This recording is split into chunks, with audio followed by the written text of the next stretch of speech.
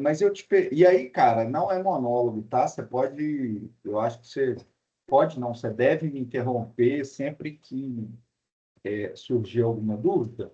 Em geral, eu me empolgo e eu vou muito rápido. Eu vou tentar não fazer isso. E se eu for, pode falar, velho, tá muito rápido, vai devagar. E a pergunta se você tinha visto o vídeo era exatamente por quê.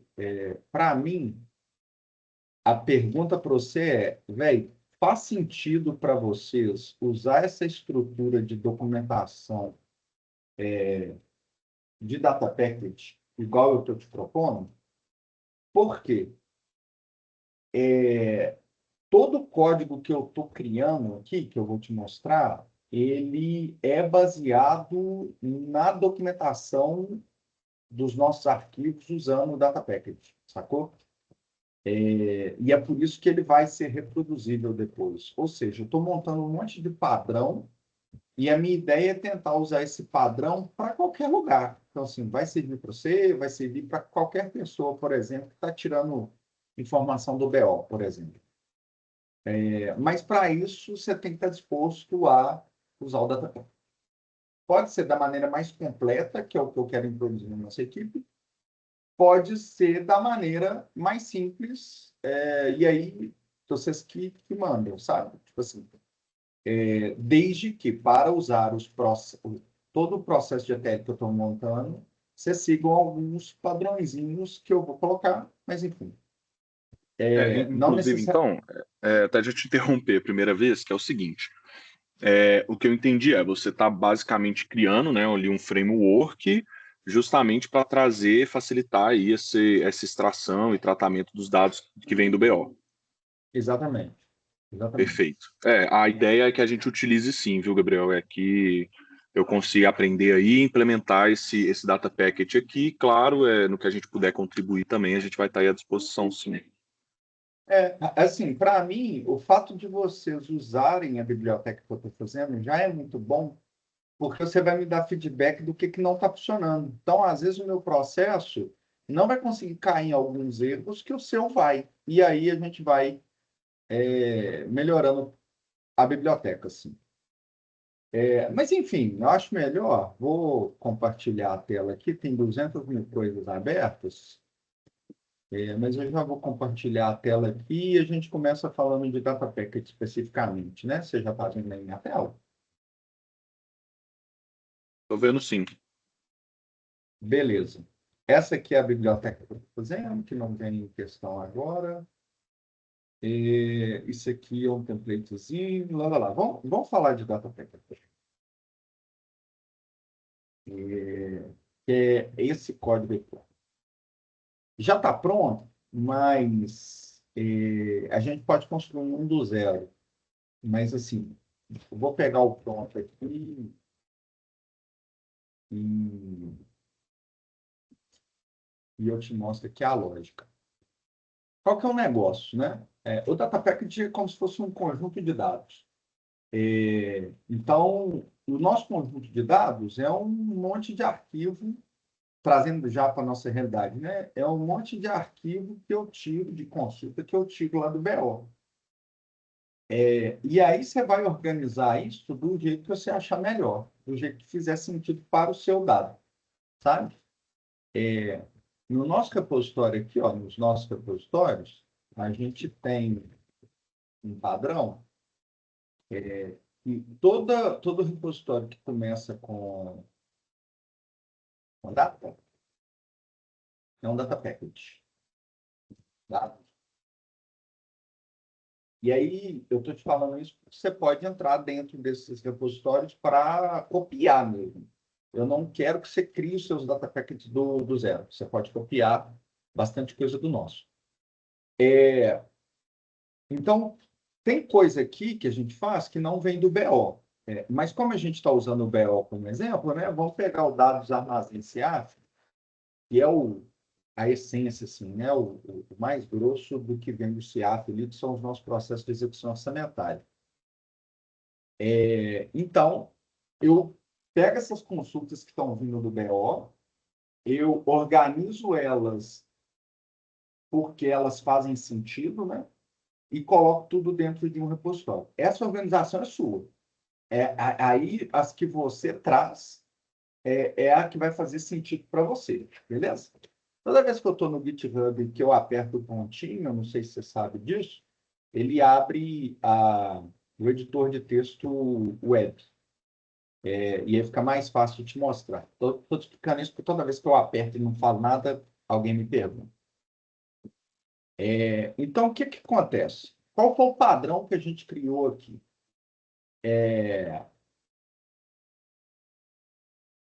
Eu fui lá no BO e para cada arquivo desse que está dentro do meu data raw, é uma consulta que vem para mim do BO. Então, eu tenho a consulta alterações orçamentárias, cota item, crédito inicial, blá, blá, blá. Então, eu peguei o mesmo nome que vem lá do BO, eu pus o nome lá, e eu repliquei o nome aqui.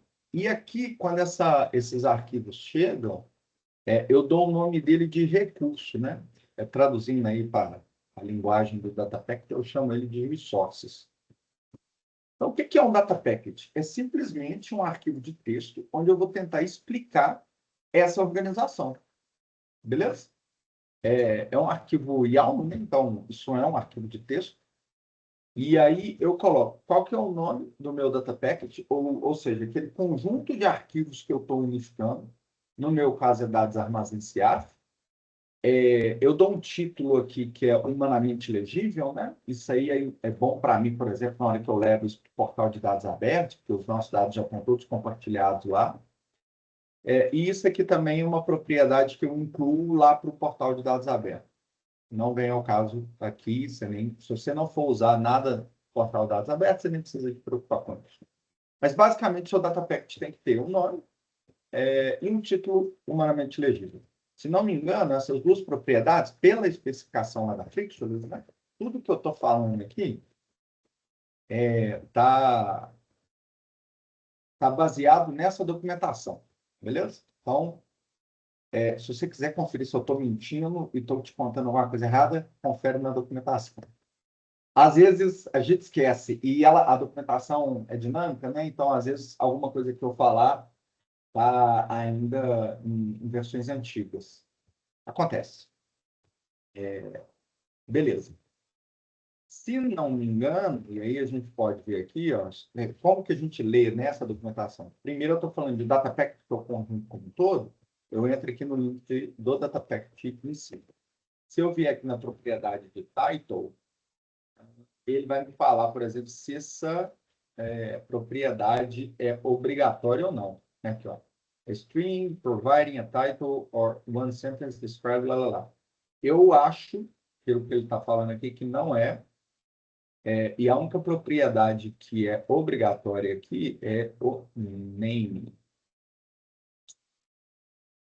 Beleza. Mas essas coisas a gente pode ir lendo aos poucos. Acho que o objetivo não é confirmar tudo isso que eu estou te falando, é só te mostrar onde é que você vai achar essas informações. É uma documentação de consulta, né? Documentação de consulta. Exatamente. Eu uso demais. Assim, eu nunca sentei para ler ela de cabo a rabo. Eu já até tentei, mas é chato pra caramba. Toda vez que eu tenho uma dúvida, eu entro lá e leio. E assim, ao longo de 4 anos, você vai acabar lendo ela toda. Mas se você sentar para ler ela de cabo a rabo, vai ser chato. O Data Package ele divide o seu conjunto em basicamente 3 partes. Um que é o Data Package em si, né, que é o conjunto de todos os arquivos. A segunda parte são os resources, que é individual, né? É cada arquivo. Então, aqui, ó, eu estou falando de cada arquivo dele. Então, quando eu estou falando de execução, eu estou falando desse arquivo aqui, ó, execução. E por que, no caso desse de execução, você tem 3 arquivos, o CAF 4, 7 e 10? Por quê? Isso é uma coisa que é uma propriedade interessante da especificação. Quando o seu arquivo ele é muito grande, você não consegue colocar ele em um arquivo só, porque você tem dado para caramba, você pode quebrar ele em diversos arquivos. Então, o caso da execução ele é legal porque é a execução orçamentária do estado inteiro. É um arquivo gigantesco. Então, eu quebro ele em meses, tá vendo? Então, execução Sim. SIAP 01, isso é janeiro. Execução SIAP 02, isso é fevereiro. Lá. E assim vai. Então, você consegue ter vários arquivos. Esses arquivos eles têm que ter a mesma estrutura, porque lá por trás dos panos ele vai juntar tudo. Uhum. Se não tiver a mesma estrutura, ele vai dar erro. Mas você consegue fazer isso. Né? Eu não sei Tá. se você tem alguma situação que exige isso. Temos. Com execução também. Provavelmente sim. Aham. Inclusive, eu vou anotando notas aqui, porque a biblioteca, enquanto ela está hoje, a biblioteca que eu estou fazendo para o ETL, né, que vai ler esse arquivo da package, ele não, ele não contempla isso aí.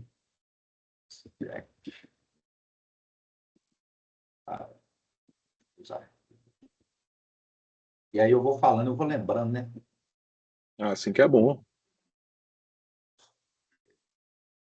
Bom, então a gente tem essa segunda parte da especificação, né, que é cada arquivo em si. E aí, cara, você tem um monte de propriedade para preencher aqui, né? Você vai falar do encode do arquivo, você vai falar aonde que esse arquivo está morando, você vai dar um nome para ele, você vai fazer uma descrição, enfim. Teoricamente, quanto mais detalhado você colocar aqui, melhor. Por quê? Você tem que pensar no Gabriel que vai sentar na sua cadeira daqui 2 anos. Esse cara, Perfeito. na hora que ele chegar e ele abrir isso aqui, só dele ler, ele vai entender o que é aquele conjunto e não vai precisar te perguntar. A lógica da especificação da Frictionless usando o padrão de data packet é esse, sabe? Uhum. E o terceiro nível de agregação é o que a gente chama de table schema, que é o detalhamento das colunas da sua tabela. Então, se você abrir aqui esse arquivo, né, esquemas execução.yml, eu poderia ter colocado isso nesse arquivo, mas aí fica grande demais, então por isso que a gente vai fazendo referências. Mas se você abrir esse arquivo aqui, ó, esquema, né, execução, eu Uhum. falo que aquele arquivo ele tem um campo ano de exercício, que é um inteiro, mês numérico, que é um inteiro também, uma unidade orçamentária. Então, isso são as colunas aqui do meu arquivo. Se eu abrir ele aqui para você, o E o target?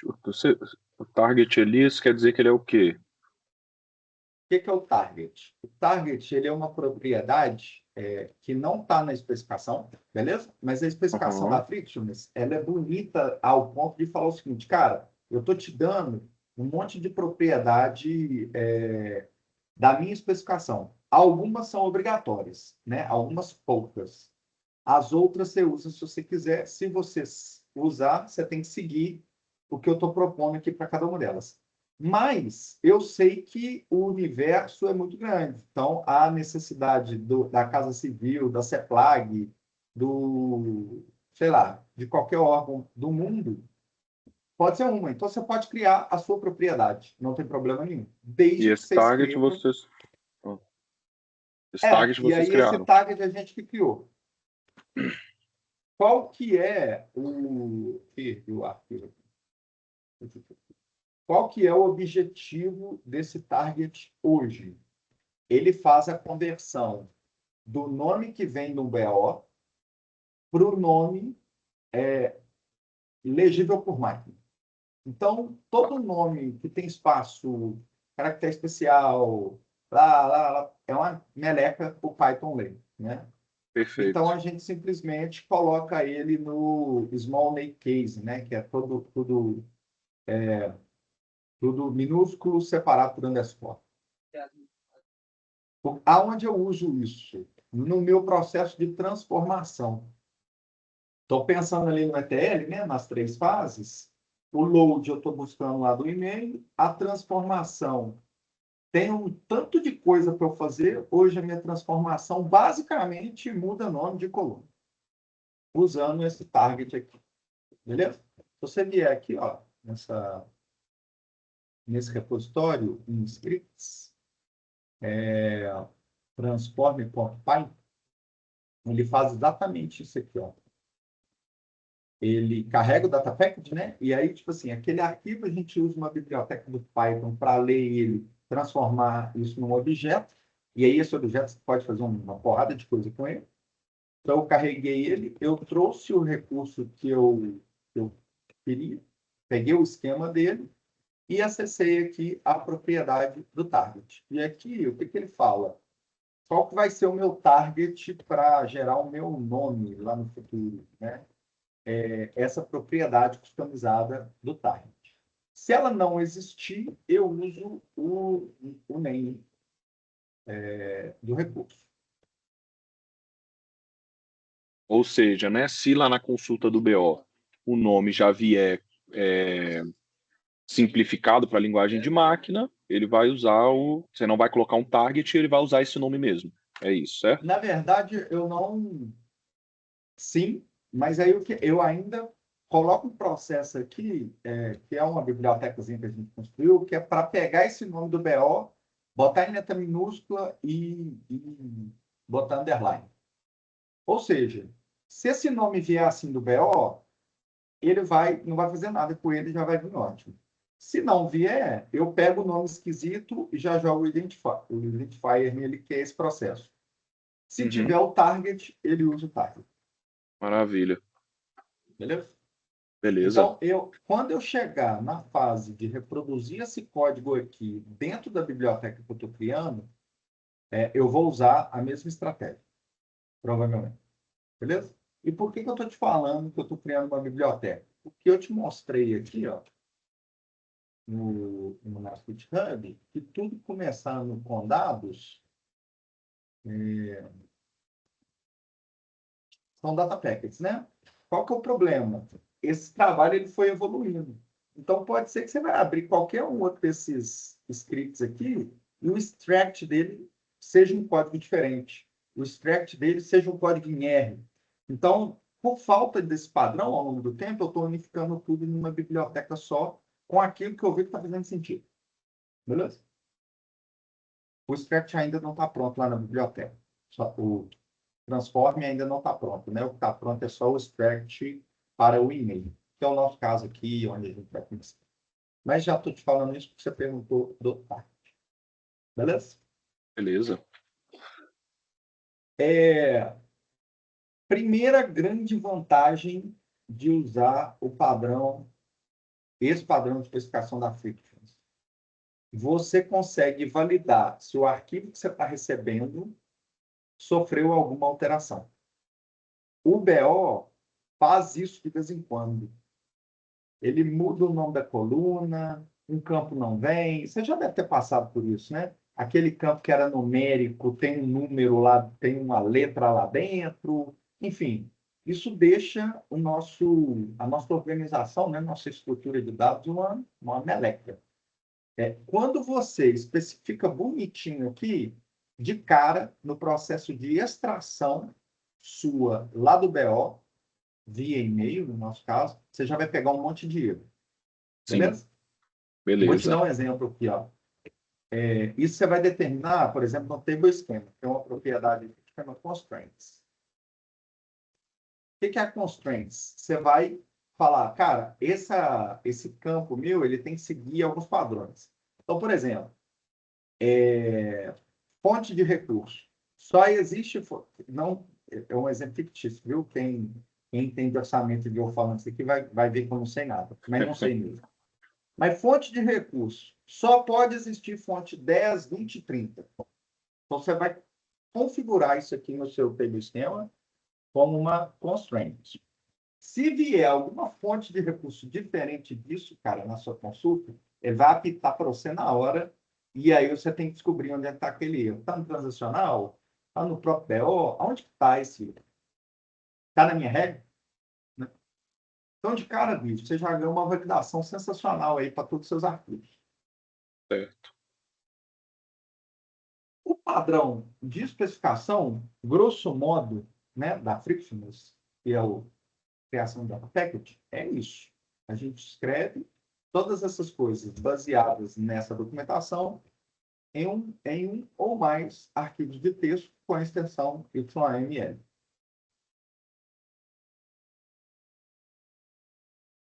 Você quer que eu te dê alguns exemplos práticos da utilização disso aqui com esse... Pode sim. Vamos lá. Porque pelo que eu estou Então, entendendo, né, seu processo vai funcionar tipo como o nosso funciona, igual a gente já tinha conversado na outra reunião. O e-mail, o BO lança para o e-mail, vocês vão usar a API lá do Gmail, né? Não sei, da Microsoft, vai fazer o script buscar dentro do Gmail as bases. Só que elas já vão vir já tendo toda essa leitura. Então, se o campo de data ele vier fora do que está aí nesse data package, né? Ele vier como um campo de texto, mas na verdade ele tinha que vir como de data, aí ele vai apitar lá para você.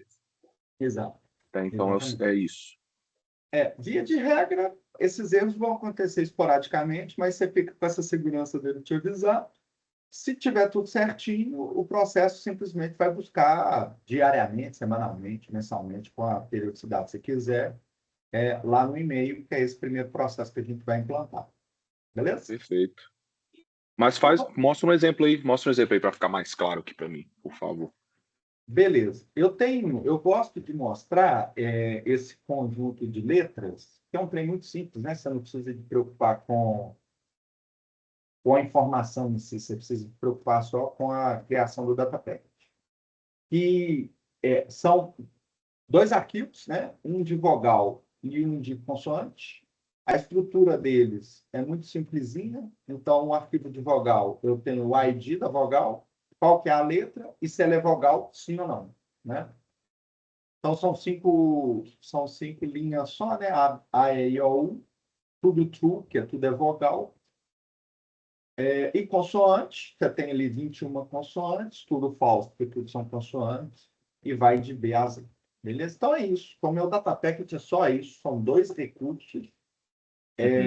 E como que eu escrevo isso, né, no padrão? A mesma coisa que eu te mostrei. O nome, um título humanamente legível, o nome, a propriedade mínima, ela é computador, né? Ela foi feita para o computador ler. O título foi feito para o homem ler, assim como a descrição, né? Uma descrição mais aprimorada ainda do que... Nesse caso aqui é curtinho, mas você pode ter... Se eu for fazer uma description lá para o dados armazém CA, por exemplo, eu vou escrever praticamente um texto, né? Qual que é a versão desse data pack? Porque isso vai evoluindo ao longo do tempo. Então, toda vez que você melhorar a descrição, você, né, colocar alguma coisa nova, você pode mudar essa versão. Licença, que é só coisas assim de... Se a pessoa que está vendo aquilo pode usar para fins comerciais e lá. Você nem precisa de pôr isso, se você quiser. Isso é uma coisa mais avançada. E os recursos mesmo que eu te falei. Então, eu te mostrei que tem dois recursos. O consoante e o vogal, que está aqui. Qual que é o título desse recurso consoante? Aí eu já pus em português, ó. Já pus consoante. Já pus a descrição em português. O type aqui é uma tabela, só para determinar que a gente está falando de um dado tabular, né? Aonde que esse cara está morando? Ele está morando aqui dentro da pastinha de data raw, naquele arquivo consoante. O exemplo é bem simples, né? Não é um arquivo muito grande, não precisa quebrar ele em vários arquivos. O esquema e o formato é mais para falar que ele é um arquivo CSV, são propriedades um pouquinho mais complexas lá da especificação, mas também complementa a ideia de que é um arquivo tabular, né? Linhas e colunas. Encoding, para falar que é o TF8, pode ser que você tenha algum arquivo aí que você gerou no Windows, que ele vai vir outro encode. Na hora que você vai ler o arquivo, vem aquelas melecas todas, né? Eu não sei se o BO faz isso, eu acho que ele já vem no TF8, se não vier... O BO vem o TF8 e se a gente quiser rodar lá no servidor qualquer arquivo .bat, a gente tem que transformar ele para latim 1, né? Se eu não me engano. Que ele roda direto no RScript. Isso resolve esse problema, né? Ele vai falar para o script qual o encode que ele tem que usar. O esquema, que é esse arquivo que eu vou te mostrar, que é onde eu escrevi quais são as colunas desse arquivo. O dialect, também é uma informação que especifica um pouco melhor esse arquivo CSV. E essa informação aqui, ó, do DP, esse aqui está até errado, que é uma DP ETL. E é uma propriedade customizada que eu coloquei para atender a biblioteca que eu estou construindo. É o que eu vou te mostrar. Perfeito. Beleza? Então, se você quiser usar essa biblioteca, você vai construir seu data package.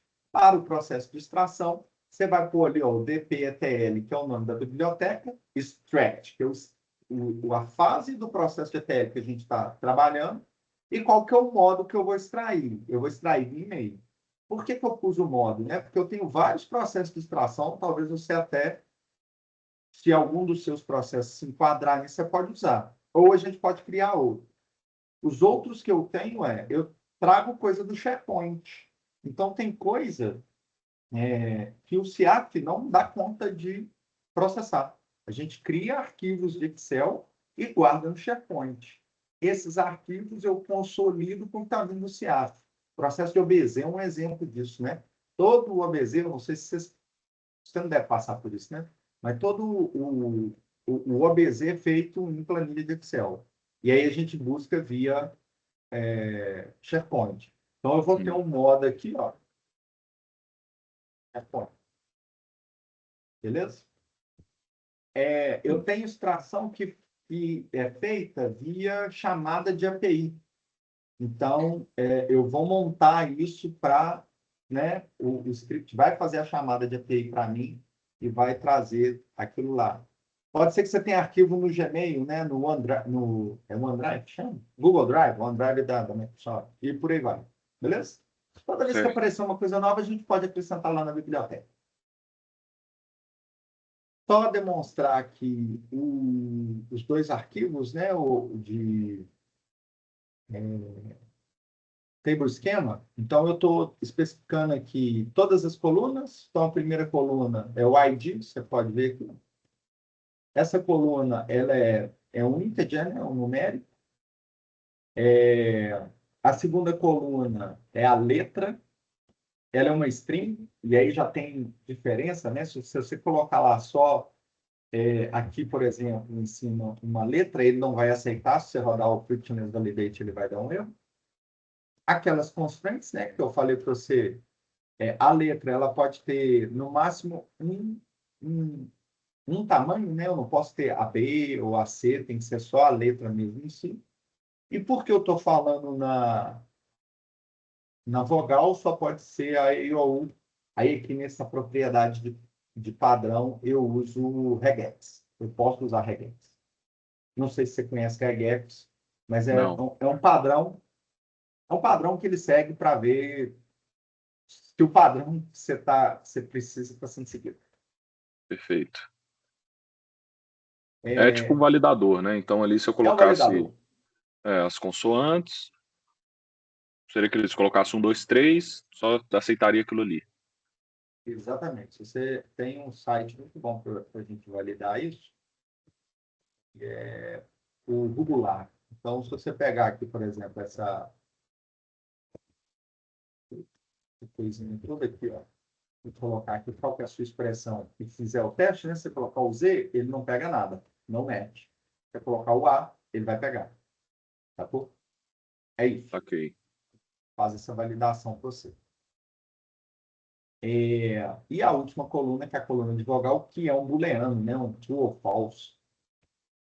Então, com tudo isso, cara, na hora que você roda, aí eu já estou usando a biblioteca do Python, que está lendo aqueles arquivos todos, validate datapackage.yalm, ele tem que falar comigo, se eu escrever certo, né?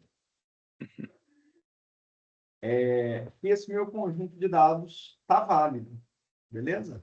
Se eu mudar alguma coisa aqui, um daquele exemplo, né, se eu botar uma letra aqui, sempre que eu falei que esse campo é um inteiro, ele tem que me dar um erro e ele tem que me indicar qual que é esse erro. E ele fala ali que na linha 2, A não é um inteiro, que é o default que eu especifiquei. Esse validate aí é uma função dessa fictionless aí. Sim. Perfeito. São duas coisas, né? O primeiro é são duas coisas que se complementam. O primeiro é o padrão de metadados. Beleza? O padrão de metadados é toda a documentação, toda a especificação que você vai ter que entender para criar o seu data package, o seu esquema, o seu dialect, por aí vai. Tudo isso é usado por uma biblioteca Python que lê esses arquivos e vê se você está respeitando a especificação.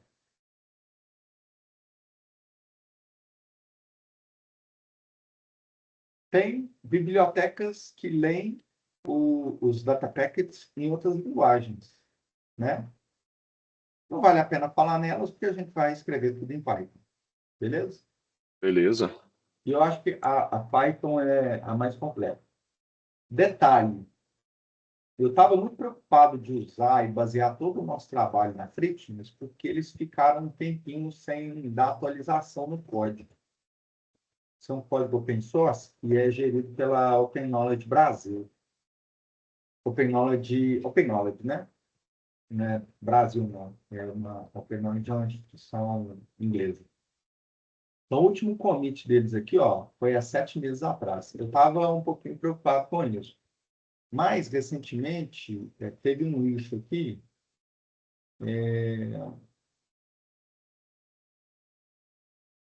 que o cara perguntou como é que estava. Depois eu acho para você. Um gaiato perguntou aqui como é que estava esse processo de correção de bug, de melhoria da biblioteca. E aí dos participantes falou que está previsto para voltar agora em março, que eles estavam fazendo outras coisas, então vai voltar. Tem até um monte de pull request aberto aqui, tá vendo? Da galera pegando aqueles bugs, sugerindo correções e tal. Só que precisa de alguém lá da turma ler, ver se faz sentido para ter um merge e gerar novas versões. Perfeito. Então, enfim, a gente não vai ficar, eu acredito, desassistido do ponto de vista de melhoria dessa biblioteca aqui, não. Beleza? Beleza. Então, o Validate, ele é um comando que eu ganho quando eu instalo o Frictionless Python. Quando eu dou um pip install aqui nesse cara, ele usa esse poder dos data packets que você criou para fazer essa série de coisas. Beleza? E aí Você não... ele sempre Ó, roda, né? Justamente você está usando essa biblioteca Frictionless para validar todos os dados que estão sendo extraídos. É isso mesmo? ou eu uso ela para validar e eu uso ela para fazer outras coisas. Então, por Certo. exemplo, eu uso ela para fazer uma iteração em todos os recursos, para que naquele recurso eu veja que a extração vai ser via e-mail, e aí meu código de extração chama o processo via e-mail e busca e faz a mágica. Tá. Se você chama ela aqui, né? Então, com fictions, por exemplo, for package, que é o objeto principal dela, ele traz aqui para você, ó, package, passando o data package, data, calma, ele traz esse objeto aqui para você, sabe? Usando aquele arquivo. Então, você Uhum. pode, por exemplo, ó, package.resources, ele te dá todos os resources, né? Se você pegar aqui o primeiro, ele te dá ali só o consoante. Você pedir o segundo, ele vai te dar o vogal. O segundo é o número, né? Então, Ele vai te dar a vogal. Isso aqui é uma lista, então você consegue contar. Enfim, você vai usar o poder do Python para fazer qualquer coisa. O que eu estou fazendo lá na nossa biblioteca, é o que eu posso te mostrar aqui, ó. Eu instancio esse data package, usando a Frictions, e eu faço um loop em todos os meus recursos. E aí eu falo o seguinte, cara, o seu extract, o seu DPL extract mode, se ele for igual a e-mail, roda o código de extração do e-mail. E aí você, Gabriel, não vai precisar de construir código nenhum para fazer extração por e-mail, porque o código está pronto. Você só precisa construir seu data package e E colocar chamar a nele função. e chamar a função. Exatamente. E, na verdade, você pode fazer até Maravilha. via terminal. Então, um exemplo, né? ls-la aqui, na pastinha data raw,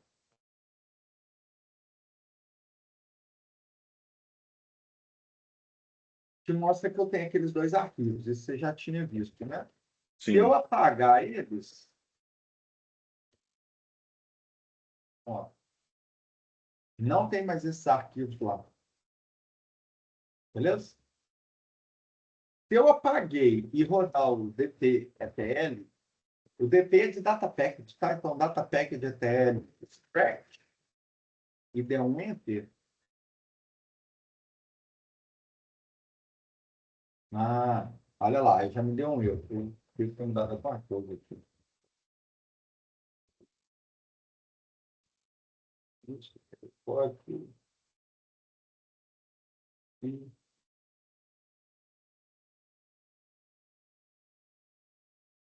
Ah, tá certo. Tá vendo que eu falei que ia ter erro? Falta um underline ali para chamar ele. Não, eu chamo ele com só o DPETL mesmo. Não, é só isso aqui mesmo. Só. Ele está falando que está faltando o DPL Extract Mode, mas ele está aqui. Né? Extract Mode. E deixa eu debugar aqui rapidão, só para ver onde é. Ah, não. Desculpa aqui que eu tinha que atualizar ele.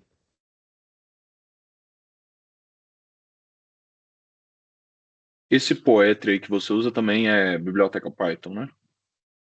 O Poetry ele faz a versão de dependências. Então, eu não uso o Pip. O Poetry me Ah, ajuda sim. bastante. Eu te invito a dar uma olhada, e se você quiser eu posso te ajudar também. Poetry. Mas você tá usando aí Linux, né? Ou não? Você tá no Windows? Você consegue usar no Windows também? Ah, tá. Installation.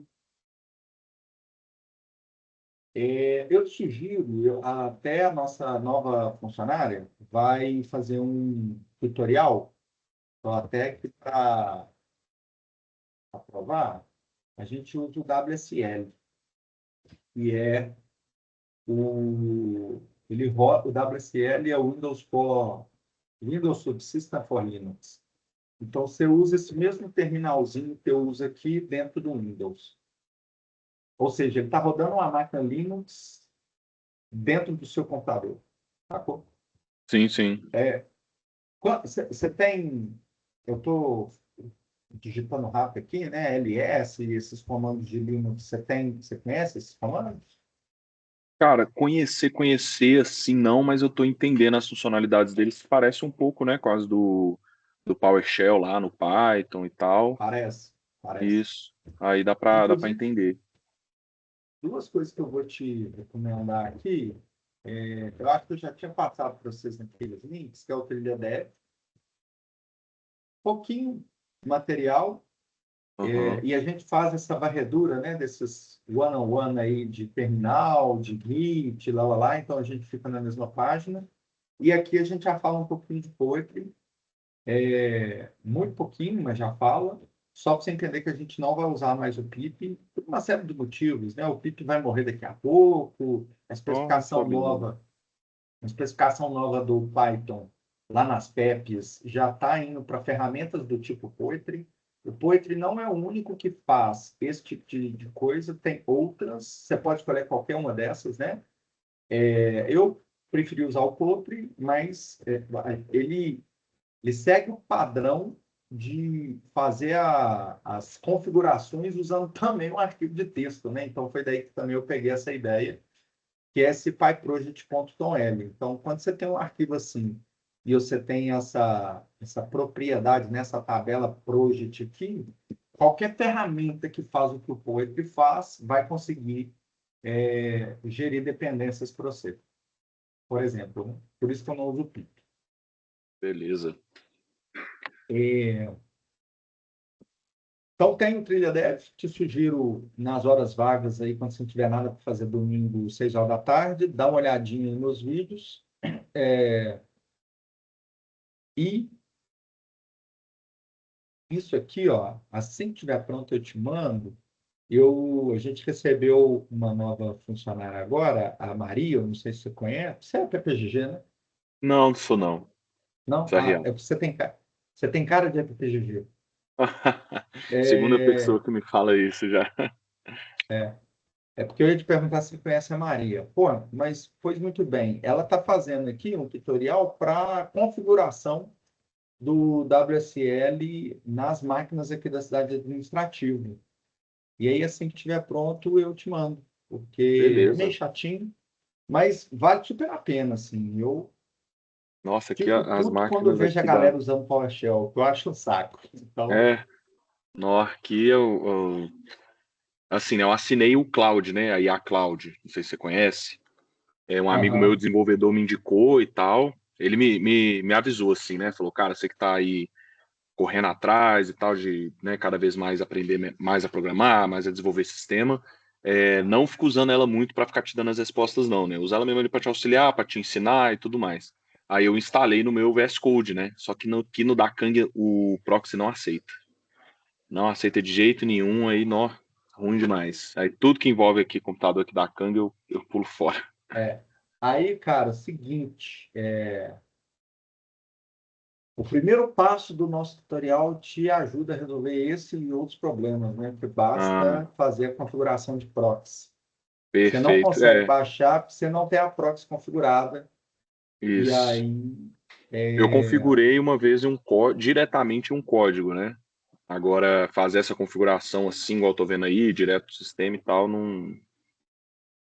aqui, ó, a configuração da proxy está até aqui. Eu falei com ela para pôr Perfeito. isso aqui. Eu fiz uma configuração dessa aí no R aqui, uma vez. É a mesma coisa, né? Então, É a mesma coisa. Só que aqui a maravilha. diferença é o seguinte: você configura a proxy no Windows para conseguir Aham. baixar o WSL e fazer as configurações do WSL. E depois você tem que configurar a proxy dentro do WSL, porque quando você está lá dentro, você está em outra máquina. É uma Ah, máquina tá. dentro da outra. Beleza? Beleza. Mas o cloud, se você configura a sua proxy na máquina do Windows, que é o que você está usando, né? O seu VS Code está aí dentro, deve resolver seu problema. Beleza. É, bom, assim que tiver pronto isso aqui, eu te mando. Eu acho que vale super a pena usar o WSL e não usar o PowerShell. O Windows, né? Posso estar falando uma bobagem, mas eu não acho que o Windows foi feito para programar, não. O Linux é muito mais, facilita muito mais sua vida. Bom, dito isso tudo, onde é que a gente estava? Você Tá. A estava gente mostrando as estava nesse. consoantes, isso, no Poetry Isso. Show. O que que acontece? DPFL é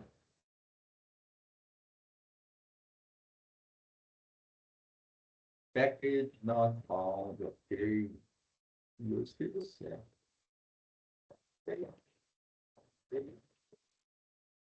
Eu não está falado. Deixa eu pegar esse arquivo aqui. Vou fechar tudo para não fazer bagunça. Aqui. Ok. Eu vou instalar.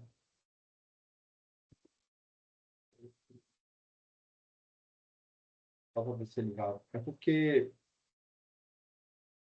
eu acabei de publicar uma nova versão. E aí, essa nova versão, ele não deve estar pegando. Uhum. Aqui, tá vendo?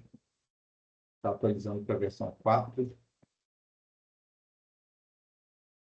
Agora, eu só precisava de atualizar ele, que a versão que eu estava usando aqui era a versão de 10/4, né? Antes de eu finalizar e te mostrar. Então, se eu der... Agora sim, né? Eu não tenho os arquivos no DataRaw. Esses arquivos estão no meu Gmail, aí você vai ter que acreditar em mim, beleza? Tá. E eu vou rodar um DPTL, que é o nome da biblioteca, e o tracker. Então, assim, é um CLI, eu digito ele na linha de comando e ele faz a mágica. Poxa vida, passei vergonha ao vivo. Vamos debugar. E é sempre assim, cara. Quando a gente tenta rodar para mostrar para os outros o código da erro. E eu Todas as estou aqui todo vezes. empolgado, o trem funcionou. Deixa eu abrir o código aqui, botar um.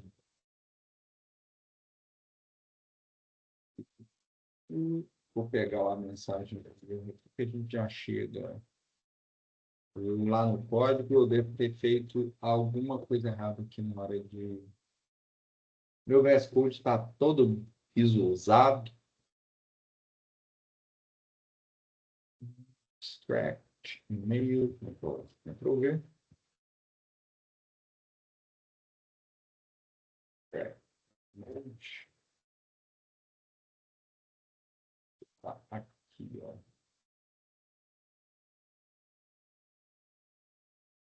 Isso, tá. É porque eu escrevi errado aqui, ó. Que caramba, hein? BPTEL. DPTL. Vou corrigir ele aqui. DPTL. Deixa eu ver se eu não escrevi ele errado também aqui. Aqui, eu escrevi DPTL aqui também.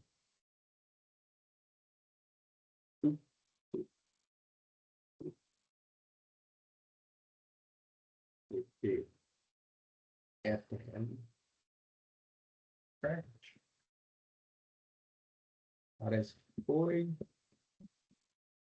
Eu vou criar um nicho de correção lá depois, mas eu acho que porque eu estou instalando ele aqui, usando só a referência da onde que está morando aqui no meu computador, isso deve funcionar.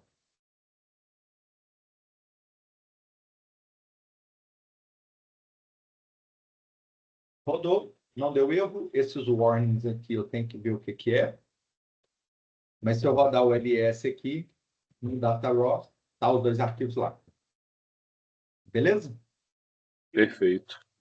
E aí, cara, assim, de cara, agora você já consegue usar, se você fizer o data package, você já consegue usar esse processo de extract. A gente pode fazer um do zero aqui, um repositório do zero, simulando, né, o que que você vai fazer. Mas Uhum. você já consegue usar essa versão 4.1, né? Eu vou ter que publicar um fix aqui, vai acrescentar umzinho aqui para você. E aí, qual que é a moral desse cara, né? Convenção que eu estou usando. Então, para que isso aqui funcione, você tem que ter um DPL extract com um mode em cada recurso seu. Então, eu até coloco aqui o exemplo, né? Uhum. DPL extract mode e-mail, beleza? Ele pega qual que é a caixa do e-mail que o arquivo está. Se está em algum lugar diferente do inbox, você tem que especificar isso aqui. Só uma curiosidade, você usa Gmail? Os A seus gente usa o arquivos Gmail. vão? Beleza. Isso. Então você tem que mandar. Está tudo no inbox? Sim, aí eu queria até te perguntar, você acha que é interessante criar caixas diferentes para cada tipo, por exemplo, para as despesas, para as receitas, criar caixas diferentes, ou você acha que Não, não? eu só fiz isso porque eu estava fazendo um teste. Uhum. A caixa de e-mail enche muito rápido. E aí a gente tem que entrar lá e apagar, porque os meus arquivos são muito grandes. No Então, o que que nosso a eu gente. fiz? Ah. Pode falar. Não, no nosso a gente tem um código de validação e que ele apaga, né, do dia anterior. Todo dia ele Ah, apaga os e-mails do dia anterior. eu não queria, mas aí eu aqui, né? Eu acho que eu vou acabar tendo que fazer isso. Mas eu não queria criar um código para apagar e-mail, sabe? Uhum. Então, o que que eu fiz? Uma tentativa, e por isso que eu botei isso aqui. Eu configurei para toda vez que o e-mail chegar lá na minha caixa, daquele destinatário do BO, ele ir para a lixeira. Por quê? Depois de 30 dias, o próprio Gmail apaga ele. Beleza? E aí eu só trocaria aqui esse caminho para a lixeira. E aí eu não precisaria de criar código nenhum para apagar. Qual que foi o problema? Meus arquivos são muito grandes. Então, 30 dias é muito. E ele enche antes disso. Então, não vai ter muito jeito, não. Eu vou ter que criar. Aí eu vou criar um comando lá de deletar os e-mails, sabe? E eu vou pensar como é que eu vou Nessa fazer isso própria biblioteca, né? nessa própria biblioteca. Maravilha. Aqui a gente passa pela mesma situação, né? Se a gente deixar aí os 30 dias, é furada. É. Não precisa, né? Tipo assim, porque na hora que você baixa o arquivo e já salva ele, que eu transformo e salvo ele em CSV dentro do GitHub, ou dentro do banco de dados, né? Que é o que vai acontecer daqui a pouco, não precisa desse tempo ficar lá no e-mail. E outra, se der uma zebra e eu perder tudo, eu rodo a consulta de novo. Então, assim, não precisa, né? Sim. É, aqui eu também coloco uma propriedade que eu chamo de critérios, né? Critéria. Por quê? Quando você vai fazer o filtro, você deve saber disso por causa do seu código lá em R. Você pode colocar vários critérios de filtro, né? Qual que é o assunto do e-mail, quem mandou, quem recebeu, a data e lá. A gente consegue colocar tudo isso aqui dentro dessa propriedade de critério. Eu estou precisando só de documentar um pouco melhor para você bater direitinho o nome dessas propriedades quando você tem que informar. No nosso caso, hoje, eu só preciso de informar o assunto do e-mail. Por quê? O que eu faço lá no BO? Eu coloco o nome do meu data packet, então dado armazém CIAF, eu Uhum. coloco o nome da consulta e eu coloco a data que ela foi gerada. Porque está tudo no meu assunto, e aí vem isso tudo no meu assunto, eu coloco isso tudo aqui de maneira dinâmica, eu uso o poder do Data Packet. Eu vou ter que usar o poder do Data Packet para gerar isso. E aí eu já consigo achar o que eu preciso. Não sei o que você faz do ponto de vista do assunto do seu e-mail quando você manda ele. Usamos pelo assunto também. Se você quiser. Ah, acabei fechando aqui, mas eu tinha aberto aqui o. Estou com ele aberto, né? O e-mail. E a gente busca pelo assunto também. O assunto é o. A gente procura Principal. o e-mail, isso, a gente procura o e-mail pelo assunto, e aí se ele tem um arquivo dentro, né, ele faz essa validação, que se tiver o arquivo dentro, ele pega, se o arquivo tiver mais de X kbytes ali, né, ele vai para a pasta dados, se não, ele vai para a pasta de validação. E assim ele vai fazendo essa validação, inclusive lá na aula, né, que você me passou o link, você menciona sobre a validação de se um dos arquivos não baixar, ele não baixa todos, ele não atualiza todos, né? Se tiver erro em um, aí o nosso funciona da mesma forma, é a mesma validação. E aí para a gente é muito interessante que isso continue, né? Porque são diversas bases assim que se complementam, né? Para abastecer o nosso ClickView lá. Beleza. A gente vai manter isso com o Frictionless Validate. Então, imagina que ele está indo lá no e-mail, busca tudo que ele achou. Ele vai Isso. pegar tudo que ele achou, conferir com o seu data packet e vai ver que está faltando um arquivo. Ele fala, opa, tem um erro aqui. Ele dá esse erro Envia e para você. aí, e aí a gente para o processo ali, abre um lixo ou te envia um e-mail. Como Aham. a gente trabalha com lixo, né? A gente abre o É, lixo para essa coisa e o processo não roda vocês mais. já tiveram um problema com o BO de alguma consulta vi, é, vi com tamanho, né? Ela vem, não vem 0 KB, porém ela vem vazia? Ou não sei,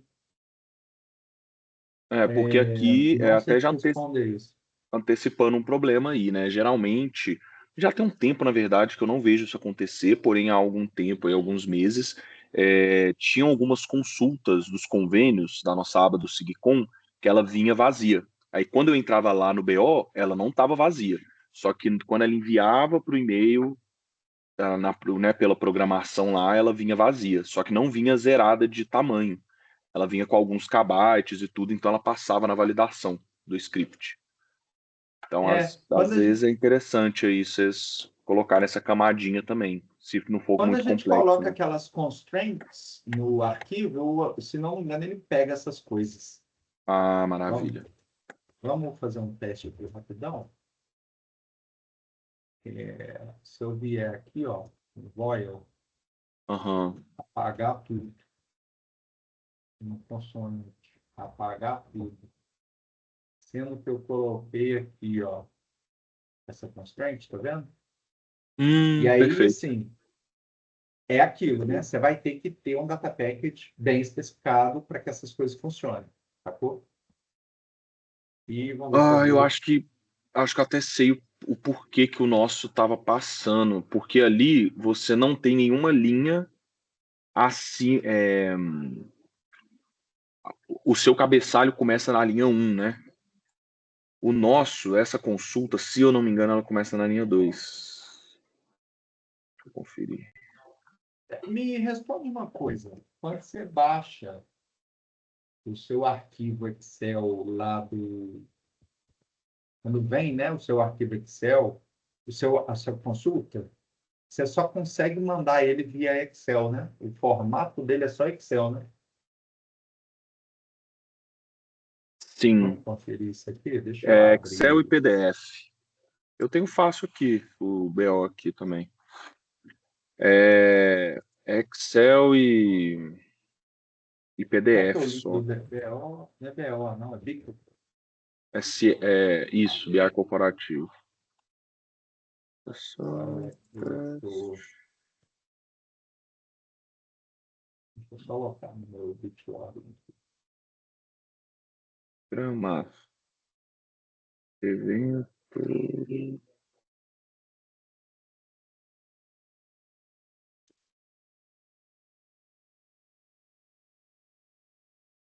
Você consegue mandar em arquivo HTML, texto simples, arquivo com CSV, consegue para CSV. Ah, beleza.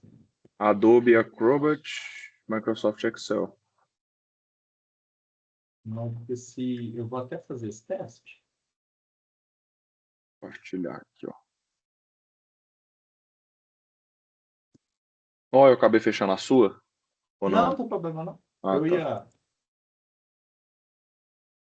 Os formatos aqui. Faz favor, para mim. Você consegue. Não sei se vai atrapalhar a sua programação. Não, esse aqui é uma de teste. Dá para mexer. Você consegue clicar aí no CSV e ver como é que ele vai vir? Pedir ele para gerar mesmo? Sim. Qualificação de texto. Isso. Ele está de coluna ok, o TF8.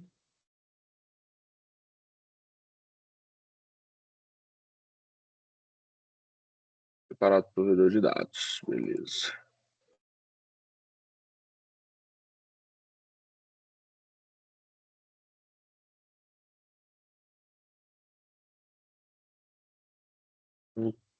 Vai pra cá mesmo.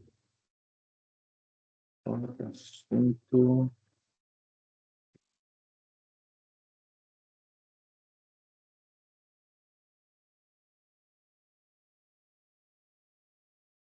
Qualquer coisa, só precisa de ver lá o Não, eu vou mandar Uhum. assim, porque tem alguns e-mails lá, aí depois fica Ah, fácil para tá. pagar.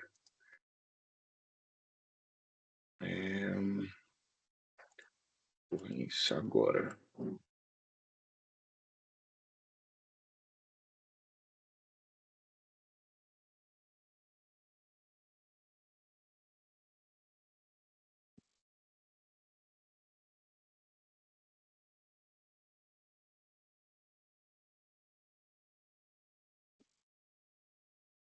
Já já chega aí.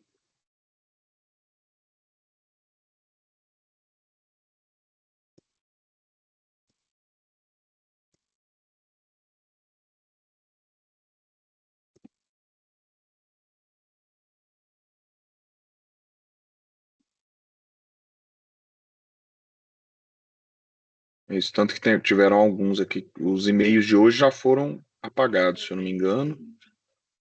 Sobrou um, dois.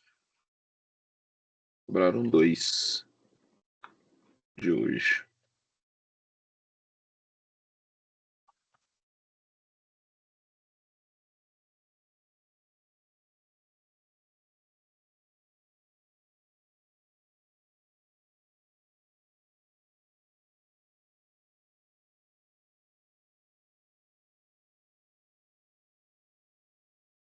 Se vocês têm esse probleminha também, com um pouquinho de demora. Ou não sei, assim, o que acontece? Eu não mexo muito, eu comecei a mexer com esse processo agora, porque quem acompanha as execuções no BO é o Henrique. Eu até Ah, ontem fiquei um sim. tempão para ele me explicar, assim, porque eu estava com algumas dúvidas lá no código, sabe? Uhum. Então, eu mexi no BO há muitos anos atrás, mas não sei, cara. Eu sei que dá muito pau. Toda semana Tá. dá um pauzinho. Atualmente a gente, ainda bem, né? Não estão passando por muitos problemas, mas hoje a gente teve um problema lá no ClickView que tinha valor duplicando. Mas aí eu fui, atualizei a planilha e rodei de novo e ainda bem que funcionou. Aí já aproveitando enquanto isso aqui carrega, te dar um panorama. Também você já vê mais ou menos aqui em que pé que a gente está. Eu estou refatorando, né, o código de um programa nosso, que ele faz basicamente o seguinte, ele envia esse e-mail aqui, ó. Tem muita coisa que dá para melhorar, né, que é a proposta sem PQ, Sempre dá. é, nunca para, né, esse daqui.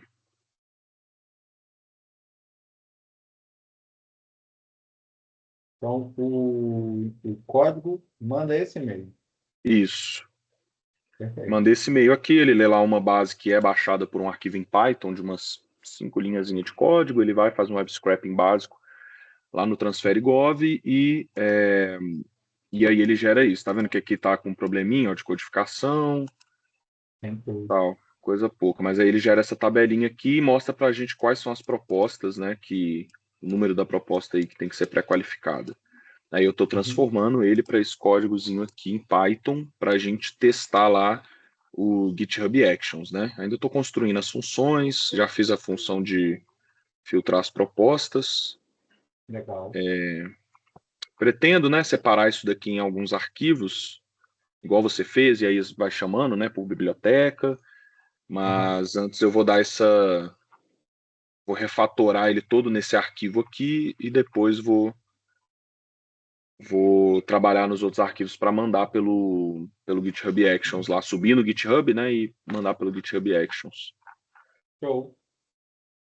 Aí você vai ter um repositório no GitHub só com esse código e lá É dentro vai ter um isso, Actions que vai rodar com a periodicidade que você precisa. isso. Eu já criei, né, naquele nosso primeiro encontro, quando você disse que estavam querendo trabalhar com GitHub, eu já criei aqui esse GitHub para nossa diretoria e o repositório aqui, por exemplo, da API das transferências especiais, que a gente acessa a API do governo federal, né? Uhum. E aí ele é um script em R. Aqui eu explico, né, novamente lá o que está aqui, porque na época eu não estava aprendendo, né, foi a primeira vez que eu estava tentando. E aqui estava o script. Eu consegui fazer ele rodar aqui direto da minha máquina pelo GitHub, mas não foi através do GitHub Actions, né? Eu rodei Legal. ele dessa Mas você forma. sabe que, assim, você está passando para Python, eu acho que é legal porque você mantém tudo numa linguagem só. Mas se Claro, você claro. precisar que isso rode rápido, você consegue rodar o R dentro do Actions também, não tem problema não. Não, vamos passar tudo para Python, cara. Eu acho que Ah, beleza. é o melhor caminho, sabe? Não, Uhum. Concordo. deixa eu ver, eu acho. Não, é que eu acho que eu não vou achar agora, mas eu tinha conseguido, né? Eu já criei aqui o arquivo que ele envia pelo próprio GitHub já, né? Deveria. Aqui, ó, GitHub TS. Aí aqui eu já criei, né, um ponto bat. Aí ele vem, roda aí.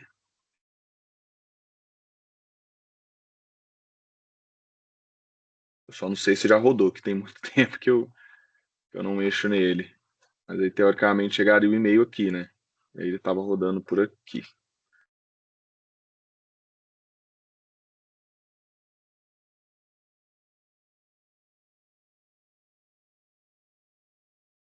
Ó. Nossa, e esse Vai, RStudio vai. também, depois que eu comecei a mexer no VS Code, cara, aí comecei a me irritar com esse. Aí, ó, Isso é aqui eu. feio, o mínimo, né? Feio para É, burro. sim. Aquela mesma configuração ali que você fez no R, você pode fazer lá no Windows, seus problemas estão todos É, né? resolvidos. Pois é. Pois é, Carol, não é esse daqui, né? O código, porque esse aqui é o código que está no GitHub, né? Na verdade. Então Perfeito. não é bem esse. Deixa eu até ver se é. Pois esse aqui também não. Mas estava rodando aí. Depois eu vou procurar direitinho como foi que eu fiz para rodar. Mas tinha conseguido fazer rodar ele aí. Vamos ver se chegou. Chegou aqui, ó.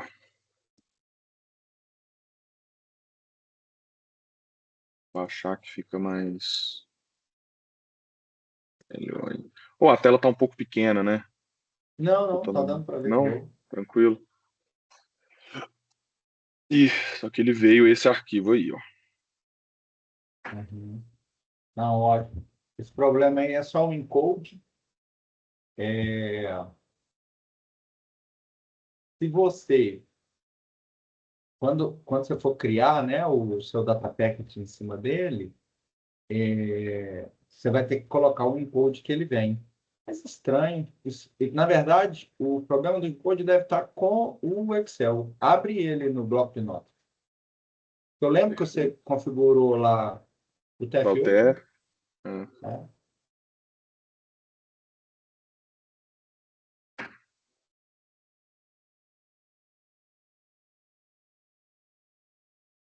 Aí, tá vendo? perfeito. Aí, cara, é o seguinte, se você tem a Frictionless instalada num repositório e você roda um Frictionless Validate, um Frictionless Describe em cima desse arquivo, ele já vai te dar a estrutura do seu data packet No VS Code. no VS Code. Então, assim, você não vai começar do zero, ele já vai colocar todos os campos para você, qual tipo de dado que ele inferiu, facilita bastante, sabe? Eu vou até te mandar aqui a parte lá da documentação que te mostra como faz isso, que é relativamente tranquilo. E aí eu tenho que mudar então minhas consultas aqui, a programação para que chegue em CSV? Ou, eu estou até conferindo as minhas aqui. Eu acho, não é que você tem que fazer isso, não. Mas eu Mas, acho que se a gente, como você vai gerar um data frame, se você trabalha com o CSV, eu acho que você tem menos. problema de conversões, sabe? Aham. Eu tô até achando estranho, porque o nosso dado armazém. Ah, não, eu confundi. E o que acontece? Eu vi o verdinho aqui, ó, deixa eu compartilhar de novo minha tela.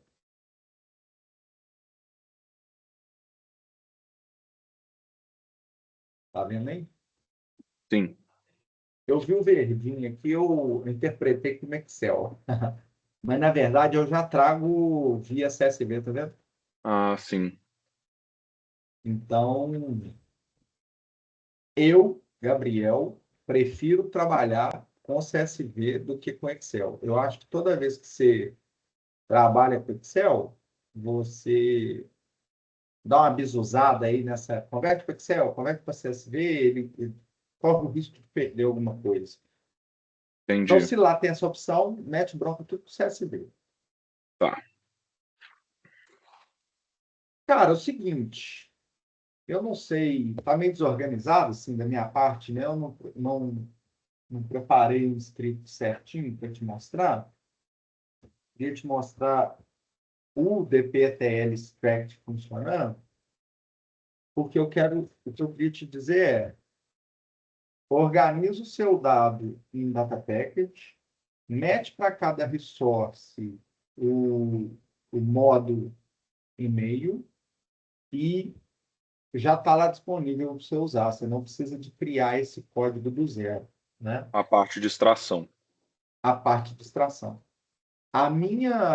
O meu projeto, eu estou trabalhando nisso constantemente a partir de agora, é o seguinte,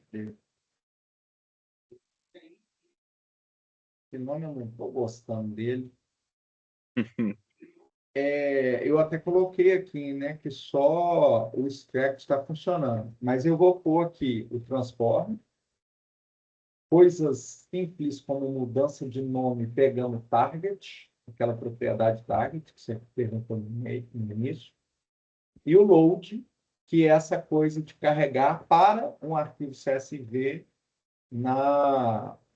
dentro do repositório. Isso tudo eu vou fazer aqui, sacou?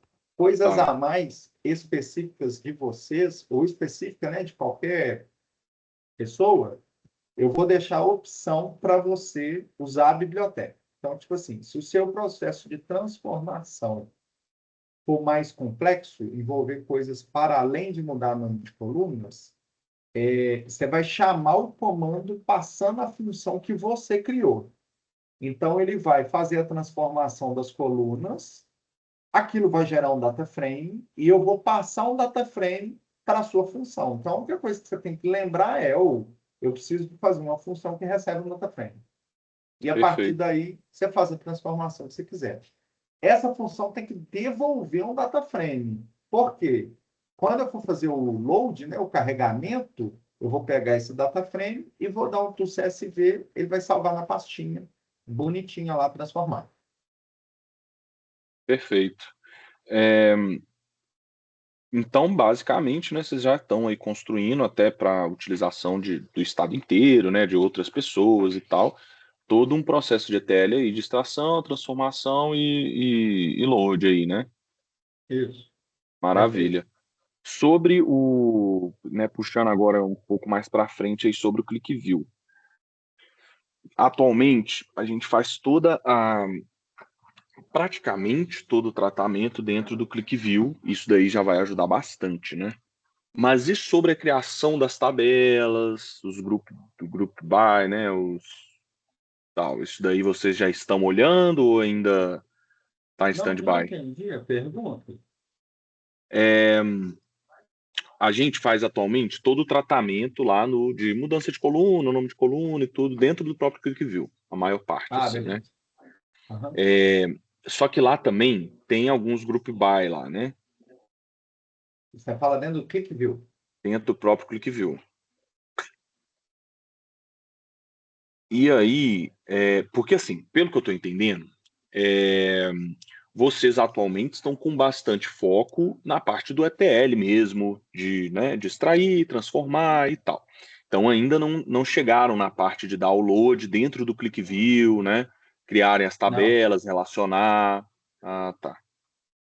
Porque Eu não sei te responder isso ainda, porque é o seguinte, a gente consegue fazer grupo by também dentro do Pandas, né? sim. Por exemplo. Mas, imagina o seguinte cenário. Aquela mesma tabela está sendo agrupada de maneira diferente lá dentro do ClickView para gerar diversas visualizações, que deve ser o seu caso, que é o meu, né? Sim. Se eu for gerar um arquivo CSV ou uma tabela a cada agrupamento desse para pôr no repositório do ClickView ler, eu acho que vai ser muito mais trabalhoso, sacou? Então, acho que a avaliação que a gente tem que fazer é o seguinte, ou group by, esse ou aquele processo, é melhor deixar dentro do Click, sacou? Uhum. Então, eu vou ter que olhar para os meus, com esse olhar de do que vale mais a pena, e você vai ter que olhar para dentro do seu, para ver o Perfeito. que vale mais a pena.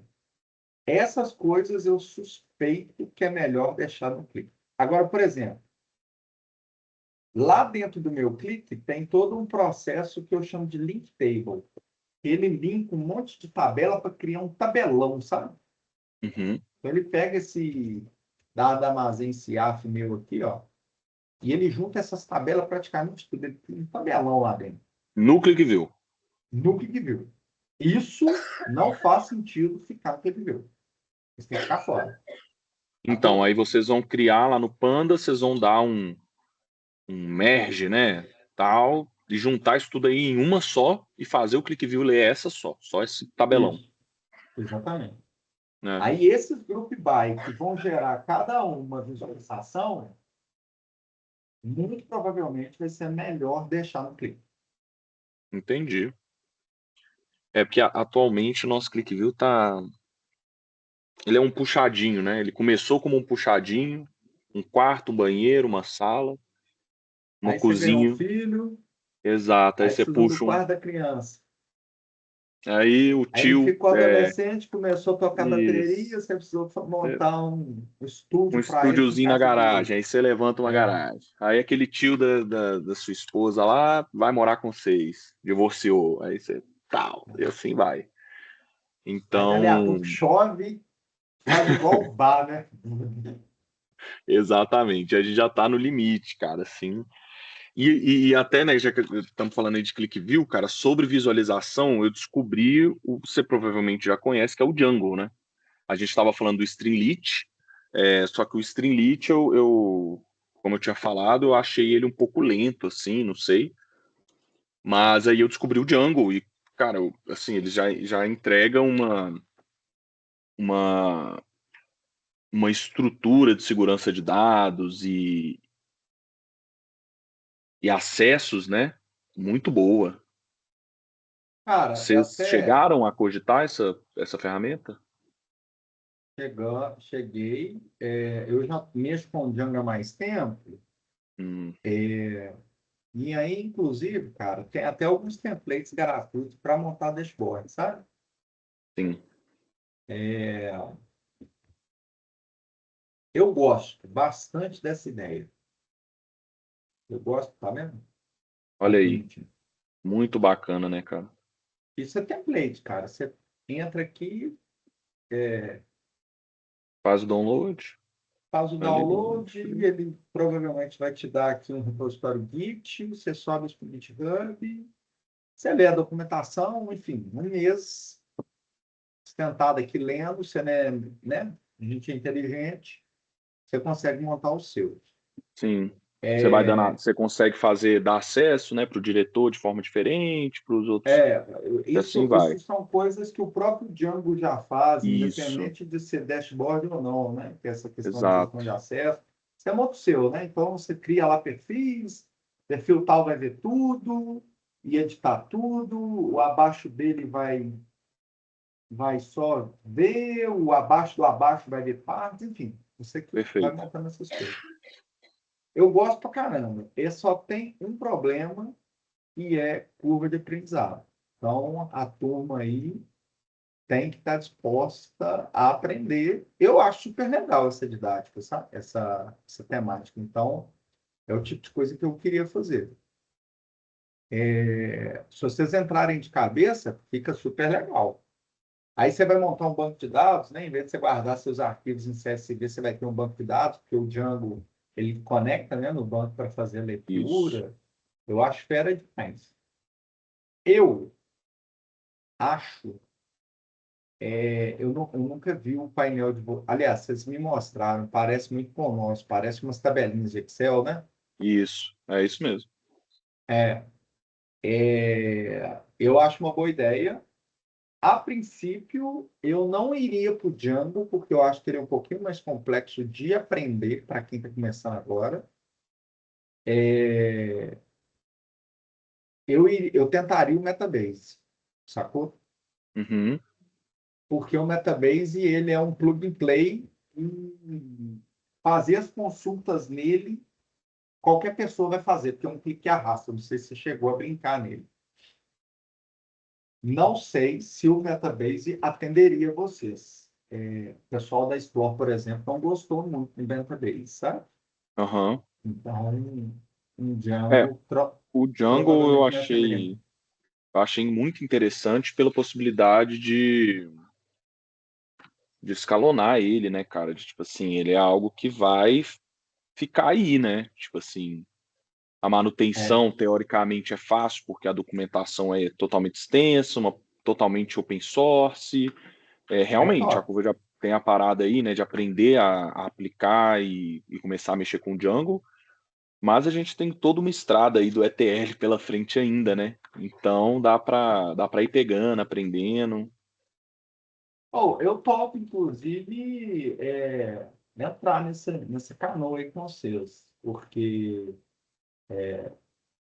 eu acho, igual eu te falei, né, eu acho que o Django vai ter muito mais a cara do que eu preciso do que o Metabase em si, sabe? Então, pode ser que a gente tente fazer uma coisa parecida, até porque os painéis que vocês fazem, visualmente falando, parecem muito com os nossos, né? Aham. Então, a gente vai construir coisas muito parecidas. Até o Esse ETL é negócio muito de, parecido. esse negócio de curva de aprendizagem, eu estou só te falando, você não tem medo, né? Mas é porque tem muita gente que fica nessa, não vou conseguir e tal. Eu, por exemplo, adoro. Eu ia adorar ficar mexendo nesse trem aqui um mês direto até construir um painel cheio de coisas legais. Perfeito. Tô nessa Então, pegada também. não, então, pô, eu, Vamos. assim, prefiro essa, sabe? Aham. Prefiro essa. Não, beleza, cara. Sobre o ETL, você acha que tem mais alguma coisa para você me passar agora? Que eu fiz algumas Ou agora anotações não. aqui, cara, muito interessantes, tá? Já vou começar, já vou colocar aqui no planejamento. A partir da semana que vem, eu já começo a fazer esse data package aqui dos nossos arquivos. Vou começar a fazer o teste das consultas em CSV. Vou criar um ambiente, vou fazer umas programações diferentes, né? Para o meu e-mail, vou ir trabalhando isso daí. E aí, assim que eu terminar, né? Pretendo estar presente aí nos encontros de sexta-feira. E aí, assim que eu terminar de construir os data packets, eu te aviso e aí você me passa direitinho a biblioteca e quando você tiver um outro tempinho, né? Isso aí vai demandar algumas semanas. Aí a gente combina direitinho para talvez a gente marcar um outro encontro desse aqui, se você topar. Não, top demais. Eu acho que a ideia é um pouco essa. Eu ia te Tá? falar isso, né? O próximo passo seria você construir o seu data package, porque aí faz sentido a organização que você quer dar. E aí, quando ele estiver minimamente pronto, a gente nem precisa esperar ele estar 100% pronto. A gente pode fazer, por exemplo, daqui 2 semanas, um encontro igual a esse, só para tirar dúvidas e tal. O repositório que você criar, se você quiser me colocar lá dentro dele, ou se você deixar ele open source, né? Eu acredito que não vai ter dado sensível. Se tiver, você fecha, tá?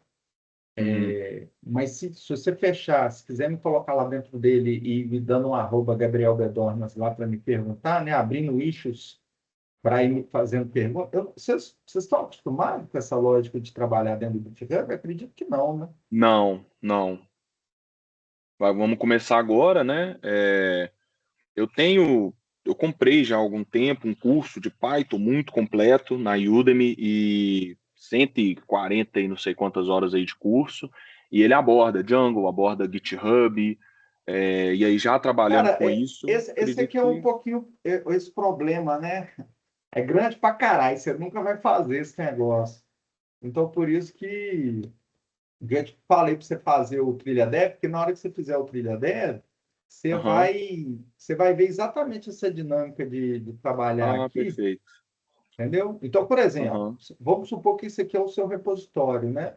Você está com algum erro, você está com alguma dúvida, você pode ir lá, ó, abrir um nicho para mim. Eu tenho alguns templates aqui, você não vai ter essa telinha. Na hora que você der um @Gabriel Bedornas, eu vou Uhum. receber essa notificação, sacou? E aí eu vou conseguir te Perfeito. ajudar. Tá. Aí só essa observação. Para que eu consiga ver o repositório, ele tem que estar público, ou se ele estiver privado, você tem que me colocar dentro dele aqui, dentro dos usuários. O Eu acho que Trilha eu vou ter Dev vai te que. mostrar essas coisas todas. Ah, beleza. Eu vou ter que colocar privado, porque a gente trabalha com número de conta aqui também, conta bancária. Eu acredito que, né, é interessante ficar Não, aí privado não aí. pode mostrar. Aí é só você me colocar dentro do cripto, se você não achar problema, né? Se tiver problema do ponto de vista de dados sensíveis e pessoas fora da equipe não puder participar, não tem problema nenhum. Aí a gente faz síncrono mesmo. Mas se Tranquilo? não tiver assim, é só você me colocar aqui dentro de colaborador. Beleza. Bom, mostrou o Data Fechou. Packets? Daqui 2 semanas, se quiser, a gente pode deixar até marcado a próxima, né? Para daqui duas Aham. semanas, você me responde aí se a agenda está tranquila. Aí a gente já parte do seu Data Packet minimamente construído. Tá. Deixa eu passar essa primeira semana agora, eu vejo aí o que eu consigo desenvolver, e aí a gente marca, né, ou para a próxima semana, ou então aí a gente conta 2 semanas, porque o volume que agora, né, pós-carnaval, o CIAF acabou de abrir, que na diretoria está um pouco alto, e aí podem aparecer algumas demandas paralelas aqui que eu tenho que resolver. Aí, aí eu entro em contato e aí eu me adequo à sua agenda, sem problema aí. Pode ser? Beleza, combinado. Valeu demais. Show. Então, Gabriel, eu vou muitíssimo gravar, eu vou pegar obrigado, essa cara. gravação, vou pôr lá no nosso handbook, te mando o link aí para ficar registrado todos esses links aqui que a gente passou. Beleza, maravilha. Bom que depois eu acesso aí se eu tiver dúvida na hora da construção do data package. Beleza, sem problema. Gabriel, muito obrigado, cara, pela disponibilidade aí, por essa grande ajuda, tá? E a biblioteca tá ficando sensacional, cara. Meus parabéns aí pelo trabalho. Ô, valeu, Vai valeu. Vou facilitar precisar muito da demais. ajuda de vocês para testar. Vambora, tamo aí pra isso. Fazer o teste beta aí. Valeu. Valeu, falou. Falou, tchau, tchau.